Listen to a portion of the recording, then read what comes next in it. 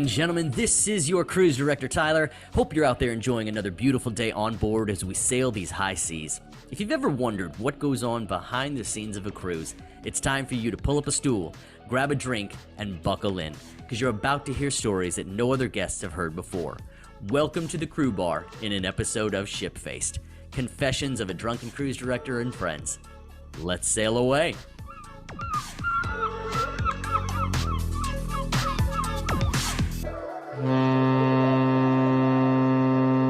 Well, hello, sir. Howdy.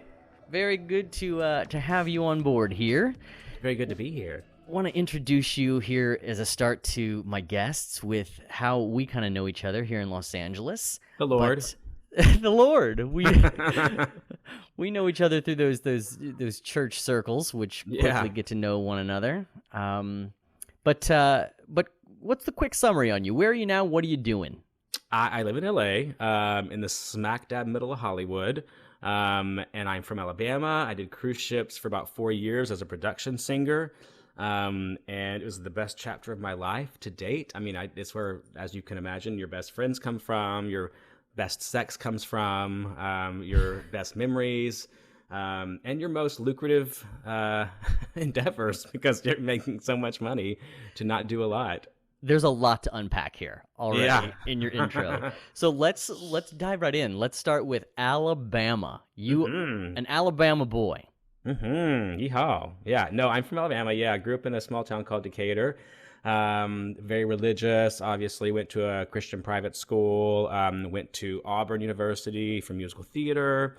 After that, I took off doing theater gigs, regional theaters, summer stocks, theme parks, dinner theaters, and then cruise ships. And then now here I am in LA doing working in entertainment. Okay, great.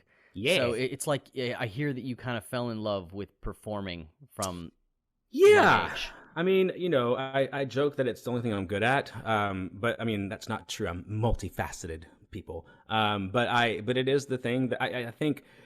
Originally, it was because as a gay guy growing up in the South, like you just wanted to have a way to express yourself that was okay and acceptable. And if it's an act, then it's okay no matter what. So I think that's how I kind of got into it. Yeah.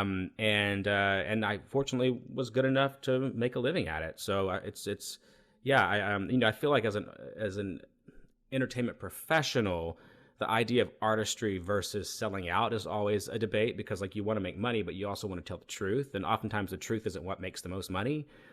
So I do kind of go back and forth with like loving this versus like hating it, wanting to leave. But also it's my life. You know, you don't retire from this kind of thing. Okay. So from Alabama, you jumped on a cruise ship. No. I traveled around the country doing tours and regional theaters, dinner theaters, theme parks. I performed at Dollywood, Six Flags, all over. I mean, Pennsylvania, Hershey Park in Pennsylvania. I've done it all, baby. Okay. Now, then how did you go on cruises with your family? Were they ever appealing to you? No, my family's not. They're campers, but they're not big travelers otherwise. So in college, I had a good friend named Brad who I looked up to him for all 4 years and just was obsessed with what he got to do. He was so talented, still is. He went to do ships, and I was like, that's what I want to do.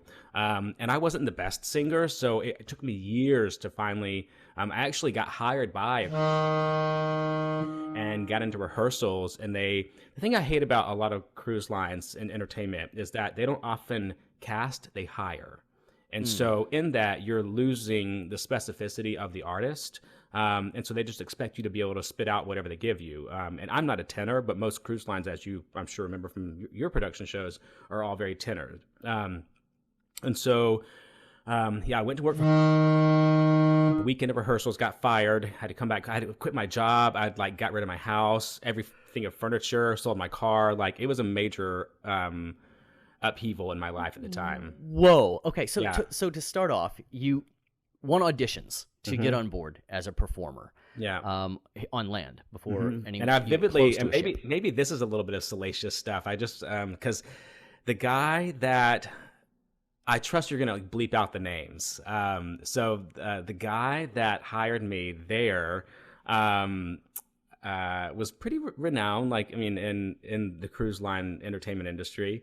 And I remember I was auditioning in North Carolina for this company, and I even then, like, the callback song I think went up to like an E above middle C, which is nothing. Not What was even the for like song?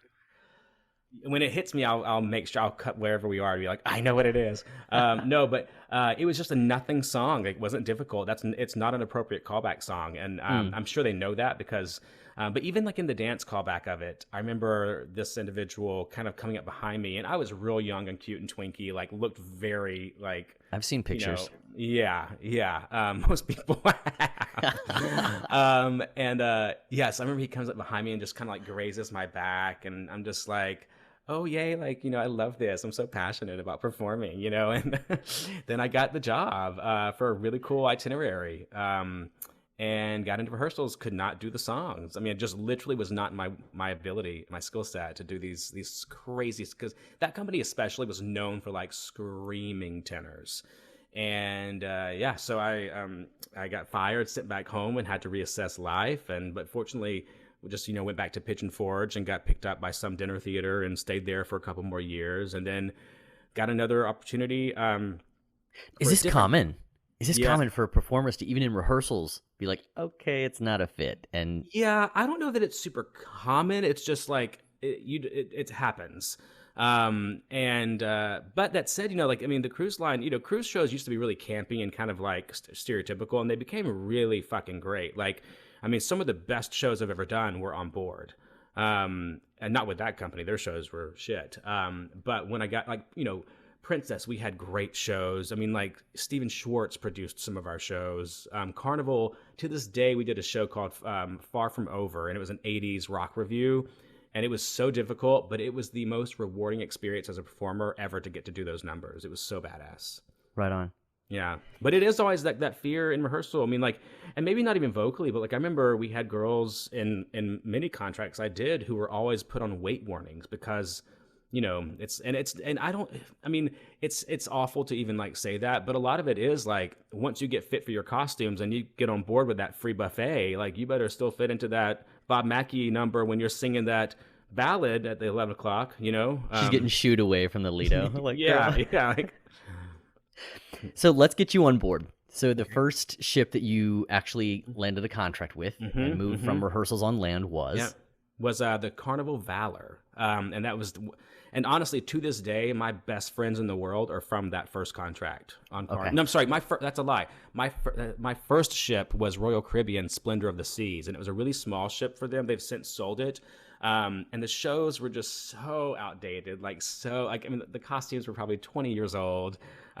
We did a show called Ballroom Fever and another one called Dancing Through the Movies. And they were just like classic, I mean, it was so fun. And, you're also, I mean, like, it was most of our first ship. So it was just this experience of like, what are we doing? Like getting paid to just have sex and eat food everywhere and drink for $1 and like wake up in a new country every day. It was out of Venice, Italy. And so we did Mykonos, Santorini, Croatia, Turkey, Malta. I mean, it was just stupid. I mean, wow. nobody does. I mean, I joke that like I retired first and now I'm having to work and it's bullshit. Because like I did 4 years of just, I mean, living the best life ever, Yeah. So we go from an Alabama boy to porting out of Venice. Yeah, and that was my first international travel. I'd been to the Bahamas before on a mission trip. Of course you did. I actually stole a conch shell from the Bahamas on that mission trip. On the mission trip? It's well, I didn't steal it. A little boy named Tamiko gave it to me, and I have it in my living room right now. It's like one of my favorite things. I painted it gray years ago for whatever reason. After repenting But underneath it, it has the message from Tamiko that says "To Matt from Tamiko," a little boy at some Aw. orphanage we helped or something like that. Awesome. Yeah. So how old were you when you took this first contract? I was 26. 26. 26 years old. Yeah, 26. And my first time out of the country was literally flying into Venice, Italy, and walking into Venice. That was my first time on foreign land. And I'll never forget. It was not. There are people that work on ships that it's kind of lost on them how lucky they are. Right. It's never lost on me. I knew every fucking day how special this was and how fortunate I was to get to do this for a living. And so you got hired as a singer dancer. As a singer, I mean, most cruise lines, some shows have kind of, like Carnival's adapted big time now, but it used to be just the singers they park and bark, and then the dancers did their job. Singers always got paid more. And there was a rift sometimes between dancers and singers for that reason. But the thing is, like, the singers, they have to carry the show by themselves oftentimes with nobody else on stage. And that's a pretty daunting thing. And I was not the best singer, so I had to work doubly hard as a lot of my counterparts to be able to keep up with them. And I'm very proud to say that I earned that money. I have no shame about it at all. Yeah. And what is it that you were making? So your first contract, My first contract, I was only making like $750 a week. Okay. And I had a roommate, and we had an interior cabin. But, we didn't know any better. When I went to Carnival, I did, because I did a couple with Royal. When I went to Carnival, there were only 2 singers as opposed to the 4 on Royal. And so it was 1 male, 1 female, and then a cast of like 12 dancers. And so the singers got porthole cabins. So we got exterior cabins, so we were right at the water surface. So it was a really cool location on the ship to be. And we had our own, full-size bed, so we didn't have to share a room with anybody. And that was a good life. But then you go over to Princess, where I was making like Broadway scale, and there were 4 singers again. We each had our own cabin, but we had guest status. So we didn't have name badges. We didn't have to wear particular clothes in guest areas. We had room service. We had turn down service, dry cleaning. We had officer status. Wow. So we had guest status, but I think we were 3.5 stripe, which means we could do whatever the fuck we wanted to. Yeah. And I did. It's so funny how that varies from cruise line to cruise line of the status of performers and stuff like that. Yeah. But on board any ship, the entertainment always has this status. Yes. And that's one thing that I struggle with now looking back, because the thing about life, we always want to grow, right? I didn't realize the weight or the gravity and the effect of privilege at the time. Everything that I had was just like, I felt earned. I felt like I worked for it, and I did. But then you're getting into these multi-international cultural environments where, you're working with third world employees who are serving you, who are literally coming in to like make your bed for you.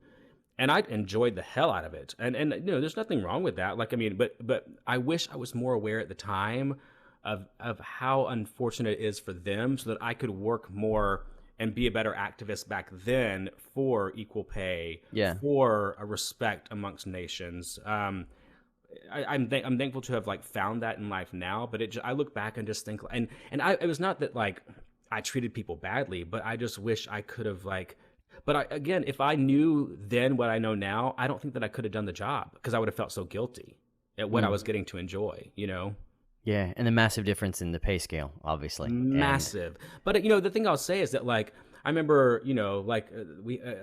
Carnival had a lot of Filipinos, and also Royal. So people would, and these employees work like 14 hours a day, like 6.5 days a week. Like, you get a half a day off in port once a week. Sometimes more, depending on what you do, or like, if who it's a very political world on ships.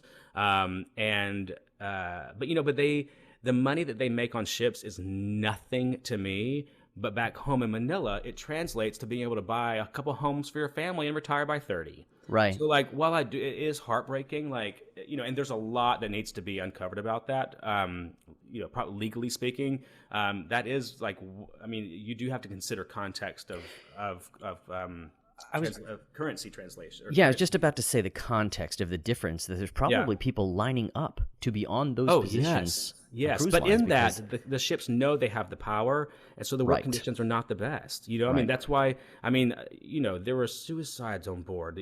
There were people that would like jump ship in port in Long Beach so that they could have the chance of the American dream. But that's also why these cruise ships are basically unregulated by American labor practices, because they all are chartered in other countries where there are no labor laws, for hours worked or wages for whatever. It's really sad. But again, like, they're choosing to do this, to work this job, and I hope that it pays off. I try not. Yeah. I mean, it can be really depressing to think about, but I think it's they do it happily. In a similar light, that you can sit here and say it was one of the best times of your life and a highlight of that you worked 4 years doing this and getting to travel the world. It's got to be in many lights the same way for them. It is, because I mean, you look at the crew bar. It was. I mean, that's the crew bar is the best part of the ship because it's where everybody condenses. So you've got your Americans, you've got your second world, you've got your third worlds, and you've got karaoke night where the Filipinos are slaying and showing up the performers left and right. And so it was just this beautiful ecosystem of the world. I mean, it was truly even if you didn't have an itinerary that traveled around the world, getting to work with every other nationality on board is, it's heartbreaking too, because my last contract, we had a lot of Russians and Ukrainians in our cast. Half our cast was Russian or Ukrainian. And this is around the time of Crimea. And I remember it being a little you just could hear, snide, tones and things like that between the two parties. And now, even one of the guys that I loved on that last cast is Russian and is posting all this crazy propaganda about Russia and how Joe Biden is a Nazi and it's just wild, the things. And I'm like, we were friends. Your best friend on board was Ukrainian, and now he doesn't know where his family is. How it's so sad. It's really heartbreaking. It's really wild as well how that one container can bring together so many worlds like that at once, both with guests and crew. Talk to me a little bit about that. So when you first get on board and discover cruise ships, it's overwhelming to come up the gangway and to try to figure out the front end of the ship, the back end of the ship. Where's food? Where can we do this as a guest? So as an employee, tell me about that feeling, the discovery of getting on board, and then tell me, what's it look like in the underbelly, the crew side? It's a bit delayed because that feeling of because you walk on board and you're straight to rehearsal. Before you even leave port, you report to the theater as a performer and you get to know your cast, your dance captain, cruise director, and you start rehearsals. Some people do rehearse, like Princess, we rehearsed on land in Santa Clarita for about 4 or 5 weeks before we got put to ship. But Carnival, we rehearsed, in Royal Caribbean, we also rehearsed on land in Florida. But Carnival, we rehearsed on board while the old cast is still performing. So you're not only having to learn this show, but you're having to compare yourself to the people who have perfected it after 7 months. It's terrifying. It's really terrifying. And it's, while we have a lighter schedule than a lot of cruise ship employees, those first few weeks on board are just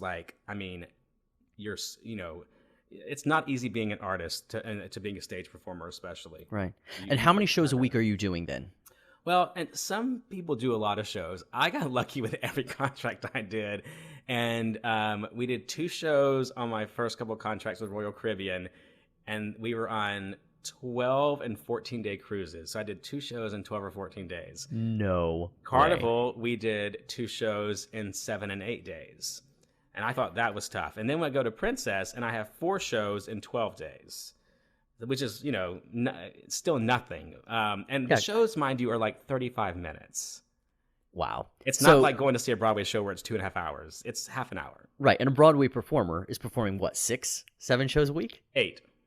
8 with the matinees. Between 6 and 8, yeah. So it is really a different job out there. Your job was 2 shows a week for some. And everybody on board knows that. So everybody innately hates you, but because we're fun, because the entertainers also hosted most of the parties, right. So we set the tone for fun, for entertainment, and as a result, we also always did a crew show where after the ship shuts down for the night, which it never shuts down, whoever's available can come to a midnight performance of one of the shows we choose, and they get to have free popcorn and have a raffle and all this stuff, and you just feel like a rock star.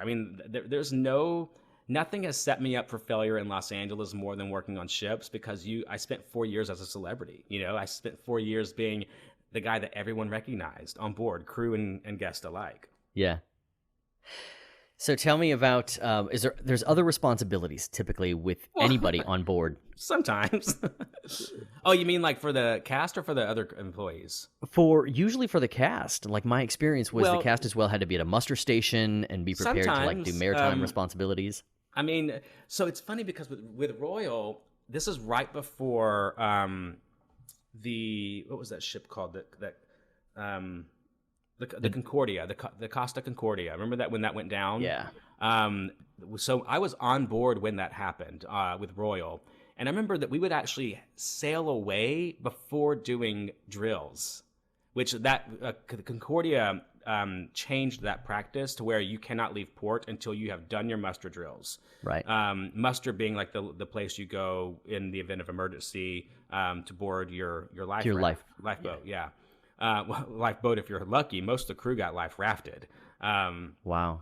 Unless you're leading one of the muster stations, and because of the entertainment cast is usually first world and English speaking as their native tongue, we were often in charge of muster stations, which is insane to be. I mean, so we had like crowd control training and we had muster training, so that we had to go through a lot of training to like be able to,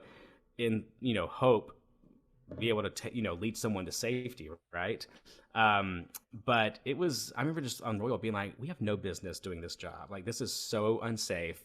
But, we didn't care. We were making money and having fun. Right. But then when the Concordia crashed, I was actually in port in Santorini with the Concordia the week before it crashed. And I have a picture that I still have on my phone with us facing the Concordia and knowing that the week later they went down. And I actually knew one of the dancers in my cast worked for Concordia before coming to Carnival. And so she knew one of the dancers on the Concordia very well.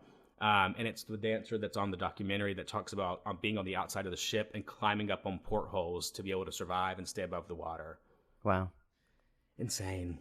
It's beyond the movie and the fascination with like the sinking of the Titanic. It's such a glitter-filled experience, both for guests and entertainment crew, to the potential of that type of nightmare, and to think you're going from singing and pirouetting on stage to get to your lifeboat. And there were times where there was one night that I truly feared for my life, and that was on Carnival.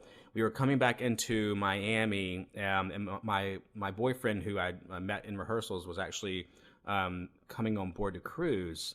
And it was sometime in the fall, so like September probably, maybe October. And it was usually like the ship is like side to side. You're kind of like feeling it that way. But there was a hurricane that we were like south of.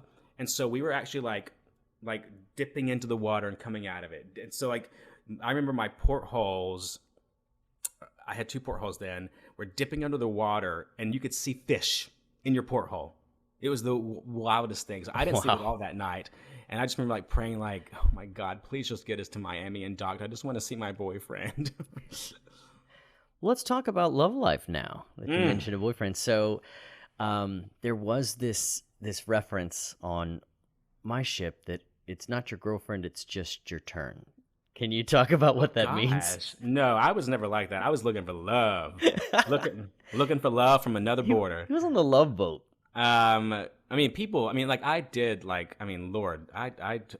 you know those RVs that families will like put maps of the country on the side of their RV and like color in the states that they've camped in? Yeah. So I had one in my cabin that it was one of those scratch offs, and I would scratch off the countries of which I fucked somebody who is from there. So a lot of scratch offs, huh? There was a lot of scratch offs. My God, I miss getting laid. And it was just so easy because you go to Crew Bar. Everyone's horny.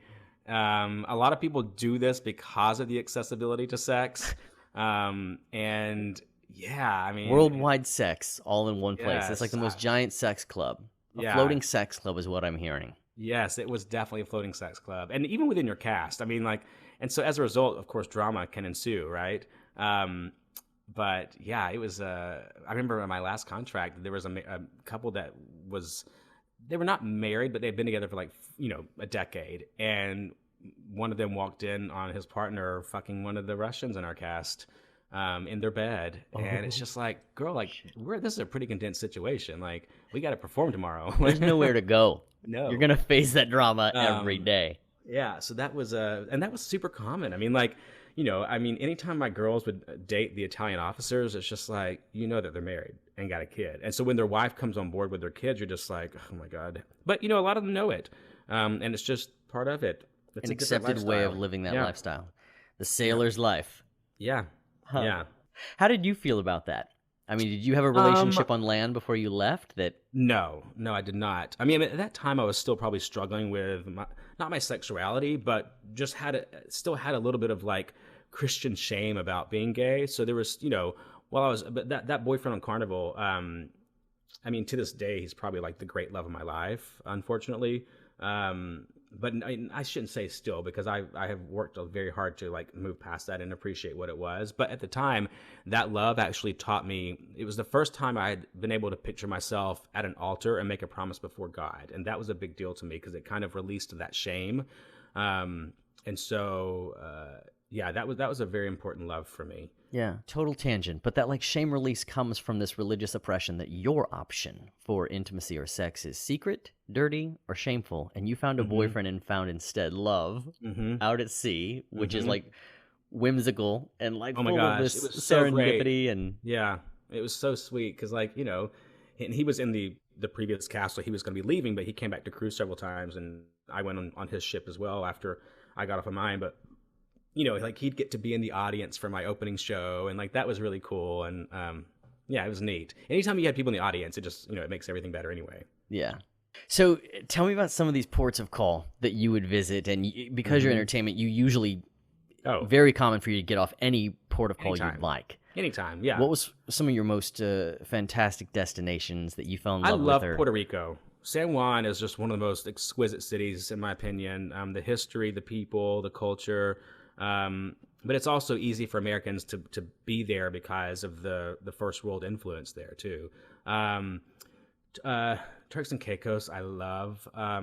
I love Norway, Scotland, Croatia, Turkey. Those are all my favorites. Getting to see, especially in Turkey, the religious history of that country, as it relates to Christianity, especially getting to stand in Ephesus and stand literally on the stage where Paul spoke to the Ephesians. That's pretty badass, you Yeah. know.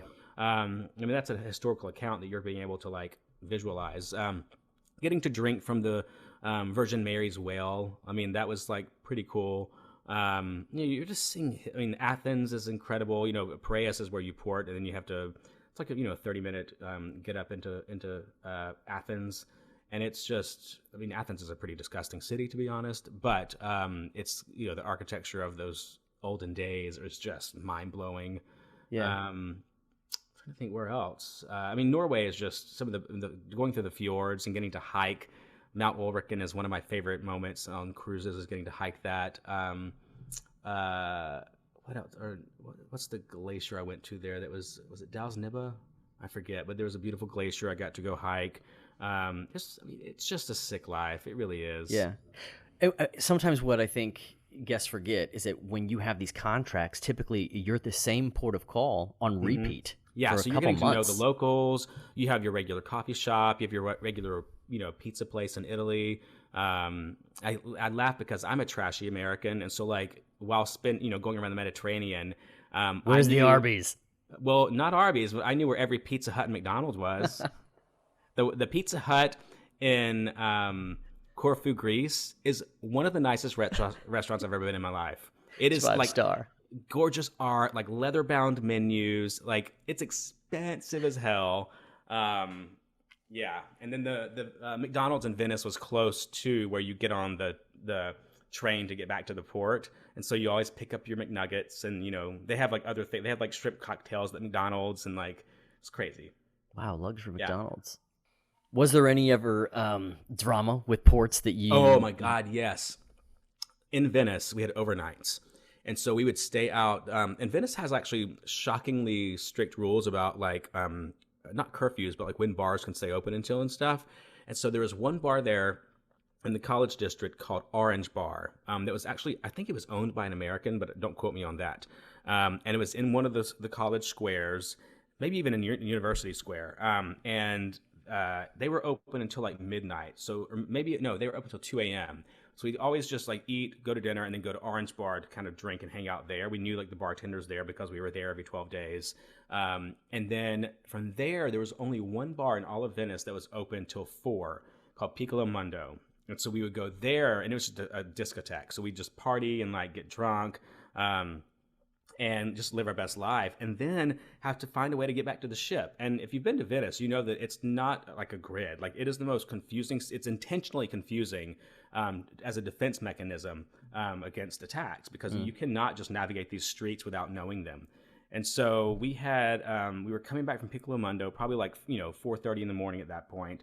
And somebody in our cast and it wasn't me, I don't think, must have offended this Albanian countryman. And so this Albanian gang began to chase us through the streets of Venice. And when I say chase, I mean, like, it was like a scene from West Side Story, in that they would like pop out from around the corner and like be throwing beer bottles at us holding their knives, chasing us all through the city. So we're all just like these entitled pricks walking, tramping around Venice.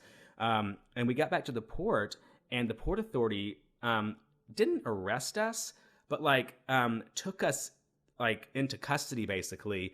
And so HR on the ship had to come off and essentially, get out of bed and come rescue us. Rescue you. And because they were like gonna charge us. Was the whole cast wigging out like, we're going to jail? Oh no. And it was also like we were all like 26, like, somewhere fresh out of college. It was our first contracts, and we're like, we're dead. Like, we're gonna get fired. But we didn't, because we were not in the wrong. Like, I don't know how they. Looking back, we could have easily lost our jobs, but thankfully we didn't. Yeah. You never missed getting back on your ship on time? I was close. When I was on Carnival, actually, the connection flight got canceled or something, so I missed getting to Miami. So I had to stay in Miami overnight and then hop a puddle jumper into Key West to catch the ship. But I do know people who missed the ship. It was always, anytime you're in port, you're constantly looking at your watch. You're constantly like just being aware of traffic. Like it's never not on your mind when you're in port. Because it's the most terrifying thing to hear that horn and think like, is that my ship? Oh my God. And then it's like the other ship or something. Because, they tier departures on ships when there's multiple ships in port. So it's this vacation on pins, essentially, that you're there, you're enjoying it, but you always know there's a clock for you. So that's drama on land. What caused the most drama or conflict on board? Was there anybody that you just could not stomach or get along with? And it's usually sex. Seriously. My first contract, I remember I got in a little bit of drama because I had this sweet Hungarian man that was a little more in love with me than I was him. And so we, I remember they had to like sit us down, like our dance kind had like sit us down together to like, get us to talk things out. And I will say, like, it was a bit more on him than at me, and he probably would admit it, because as a result of like me snubbing him, I guess, that sounds so egotistical to say this, but he ended up fooling around with a guest at a guest party that we were hosting, and we called it the 6 o'clock knock. And it's where if you're getting fired, it happens at 6 a.m. in port, because it's right before you arrive, and you have 30 minutes to collect your things, say your bye, and get out, and you're having to fly home on your own dime. So he got fired for fooling around with a guest on that contract. Wow. I tell you, one of my most interesting memories on ships is I was on Carnival, and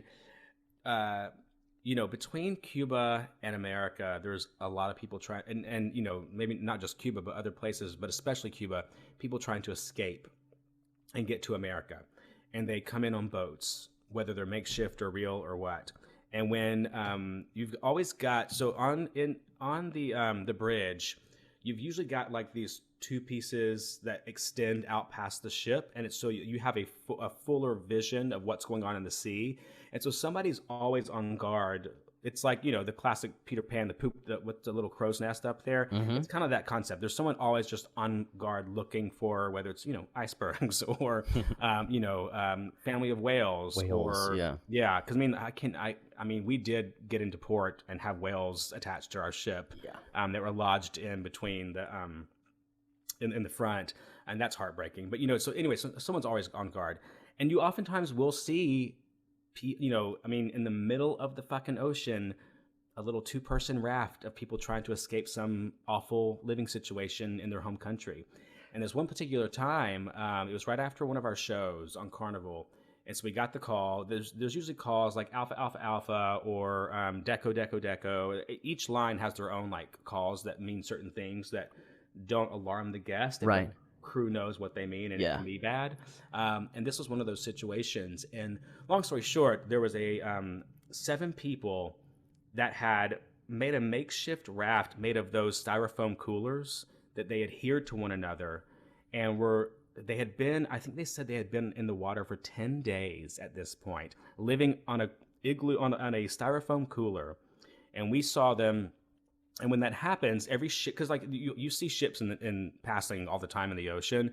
When that happens, whoever's in that region has to stop their voyage and start circling, looking for either the person they spotted or to whoever can get to this person first. Because in maritime law, you do have to like get I think you've got like offer assistance and a certain number of hours where you have to dedicate to looking for this spotted, whether it's man overboard or whatever. So anyway, so this, we took them in. And I have video and pictures to this day on my computer looking over and just seeing the rope and them like, putting down one of the gangways over the water to like be closer to them and pulling them up out of this raft. And at that point, you could not go to Cuba. Now, at Carnival, I think was the first one to go there. But at that time, so you get to the next port and you ship them back to wherever they came from. That's the law. And so knowing that they got shipped back to Cuba, they were probably killed upon arrival, because that's to escape Cuba makes Cuba sound bad, and they don't like Cuba sounding bad. But I remember that was one of the more eye-opening experiences I had on ships of just how lucky we were as first worlders to not have to get into a styrofoam cooler in order to escape living conditions, which, considering the way the country is going now, we may not be far from that. And now hop in the water to get to Canada or something. You and me are going to build an ice cooler. I've been collecting styrofoam coolers for about a month now. No, it's funny that it's both beautiful and heartbreaking out there what you see in the culture and the richness and what they can celebrate and make of life with the context of what they have versus what we know, what we have, and then also the contrast of that pain and the things like that you see that are just so raw and true. Mm-hmm. It's a big world, and something that always amazed me being out at sea was the nighttime and how it was just so pitch black. Incredible, isn't it? You edge up to some of the railing and you just look out over that vastness and hear nothing but the ocean below you. You can't even see. It's one of the most existential contexts I've ever been a part of. Like, I would just, anytime you have stress or happiness, any feeling at all, and you go out there and just look, and you're nothing. You're a dot in this world. And I remember and not that I exhibited suicidal ideations, but I do recall being like, what if I just went in? What if I just went over and just let the ocean swallow me up? Like, how beautiful would that be? I don't know. I hear that. Yeah. There's this odd beckoning. Truly. As you're out there for that long, because your contracts were how long for you? Between like 6 and 9 months. So that's 6 and 9 months without a real actual break of getting off the ship. When we get off the ship, it's for these ports of call. Even at home base, wherever you start a cruise, you get hours to go do your shopping and pick up toiletries or whatever you might need to stockpile. And if you're lucky and you make friends with the gate agents, you can get liquor on board too. Hey. And I remember in Fort Lauderdale, my last contract, we would. There was one woman at the gate that I made really good friends with, and she let me bring down whatever the fuck I like, bottles of liquor, bottles of wine, which is so not allowed. Yeah. Were drugs kind of prevalent as well in the time frame you were cruising? I assume so. I've never done a hard drug to this day, and I've never. Live a little. I may be a little. You need ignorant. to live a little. You what? You need to live a little. Put some Coke in your butt or something. No, I'm happy with wine and weed. That's all I need. No, but it's like, I'm sure that it was. I just don't. I never was. And I'm sure that if they found some, it was like a little hush hush because I don't want that word to get out, right? Right. But yeah, I do. And there's also like I loved this, and the Filipino karaoke bar on my first ship was like this mythical like lore that you heard about, but you didn't know where it was. I remember one time the 4 of us singers were just like, we're gonna fucking find this underground karaoke bar, and we just went to every level underneath, in crew areas, and went deeper and deeper, listening door to door to hear some. No, well, and it wasn't even. It was like this spacious, like like it was almost like another crew bar, but just for the Filipinos. And we were walked in and like, oh my God. And these people, incredible talent, like incredible talent. Yeah, it was really cool. What kept you going back to those cruise contracts? It's the best life. I mean, you're getting paid to perform, doing what you love, waking up in a new country every day. You're not paying rent. You're not paying for gas. You're not paying insurance. And your money translates really well to these other countries. So you're rich. What did you spend your money on? A lot of souvenirs, obviously, alcohol, tours. Like I did all kind, because again, knowing what I was getting to experience, I did every excursion possible. And those can kind of, be expensive as well. But I also saved a lot because I knew I wanted to get back to LA. So I would, you get off your ship with like $15K, and that's not even, that's so doable. It's not even funny. Yeah. Do you think you'd ever do it again? Vocally, I'm not in shape enough to do it again. Like I just could not do it, I don't think, unless I really like prepped for months in some vocal training. But I've thought about cruise directing, just being, but again, like I know that lifestyle is so addictive because it's just like constant serotonin and happiness and joy and no stress. And that's not life, not that I want to like experience bad, stresses or crises, but that's life, like there is a plateau to this glitter covered shit lifestyle that, is comfortable and addicting, but it's a plateau. So, you're not being able to go out on auditions. You're not getting to have other experiences. You're not getting to see your family or go to weddings or all that stuff, Yeah. How did that work for you? Were there cases where there was weddings or funerals or things? Oh, yeah, absolutely. Like, I missed my uncle's funeral, other health scares within family. You're just, using your phone card to hope you get service to be able to, find out, if they made it, that kind of stuff. So it's like this, you're almost trapped in this floating utopia. Absolutely. Where it's gorgeous and it's all these destinations and it's fun. Yep. You don't get to leave unless it's an absolute huge emergency for your family that if allowed to come back, cool, but otherwise you might get replaced. Yeah. Yep. No, that's why you call it glitter covered shit. Yeah. Because from the outside it is nothing but glam, but there's some darkness to it. Yeah. And that's why I left ships, because I had I was going to Athens, Greece, and I was going to, all these crazy cool places, and I'm taking a picture and it's just me. And it's like, what good is this memory if it's alone? It got really sad. Like living out there that long in those spaces, like your room is how big?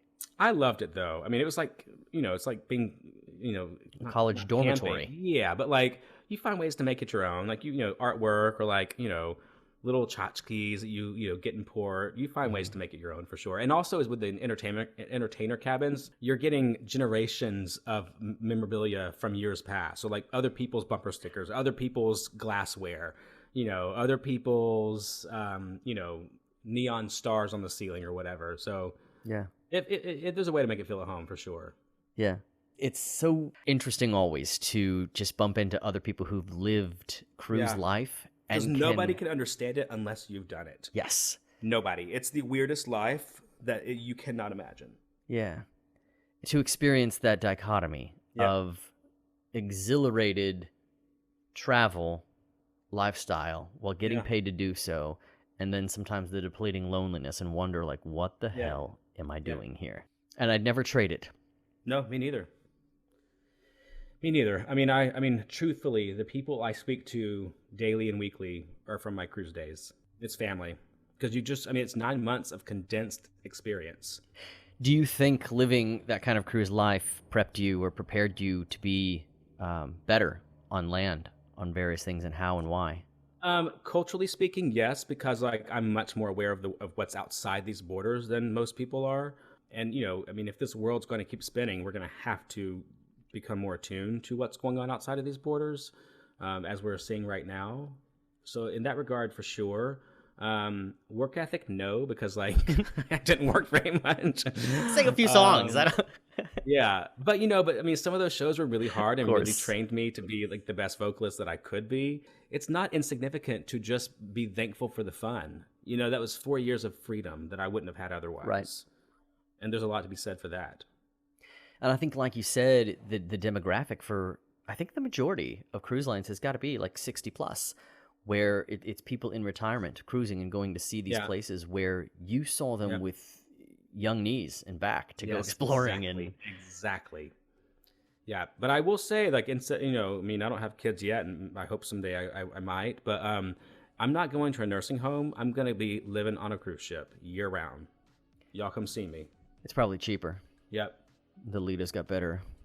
Now tell me where guests can find you and what you're doing, because you're a podcaster and you've got a lot of great things going in LA as a filmmaker. And Yeah, I work in LA, and I've been on some shows, and I've worked in casting, but I have a podcast called the Fagnostic Podcast, which discusses queer faith journeys, and we're in our second season, and you can find that on any medium that has podcasts, Spotify, all that stuff. And you can find me at matthayes.com, MATHAYES, or my social media, just the millennial socials though, at Hayes on it, HAYES on it. So yeah, come find me. I'll talk shop forever and always. love it. And one final question, sir, from your years in life, your years of sailing. What do you think we need to enjoy the journey? Wow.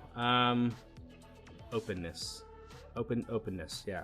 Just being open to whatever is coming your way naturally, but you don't fight it. I like that answer. Cool. Well, thank you so very much for sharing time with us today and your stories. Thank you for having me. Yay.